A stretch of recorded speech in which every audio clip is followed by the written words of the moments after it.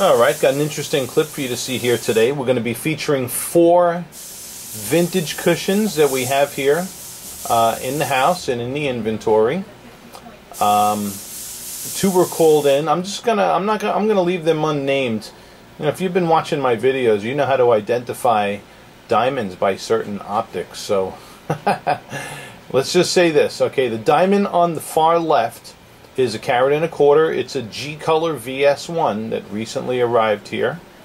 Alright. The diamond alongside of it on the right hand side is a beautiful, that particular diamond is a 122 and is an F color SI1, totally eye clean, another vintage cut cushion. Okay. The third diamond in the lineup is a 131G VS2. It's another diamond that has a vintage facet structure. Okay. So those, but the one in the center comes from is a different vintage cushion than the other 2. This last diamond is a 122 FVS2. It's another vintage cushion, and this one comes from the same cutter as this one. Okay, and you can see they look virtually identical, but it's an FVS2 as opposed to an FSI1 on the left. Okay, and look how interestingly too, here is these 122s and this is a 131 in the middle, and look at there's not that any kind of a drastic size difference too when you go from one to the next. So we're looking at brightness and contrast within these vintage cut cushions. Alright, now we're going to look at their sparkle scintillation and spotlighting. Okay, and here we are in the spotlighting environment where we can see fire and sparkle scintillation, and we're looking at the size of the fire, the size of the sparkles, and those are your first 3. Okay, the 121 GVS1 on the far left, the 122 FSI1 second, the 131 GVS2 is right now on the far right.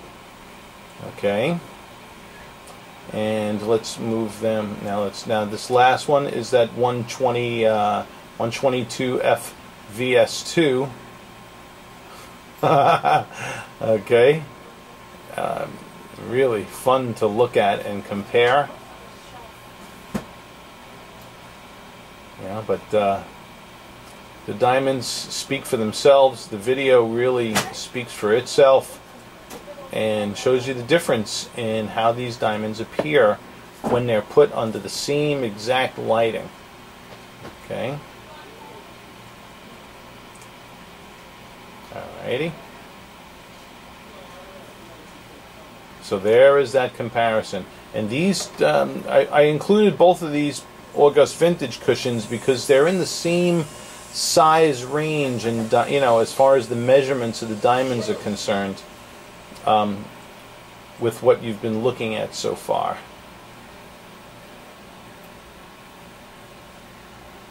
Here's just the diamond standing still. Now I passed the light over them.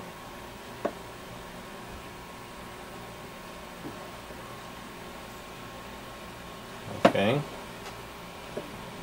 You may want to watch this back a couple of times and see the comparisons again.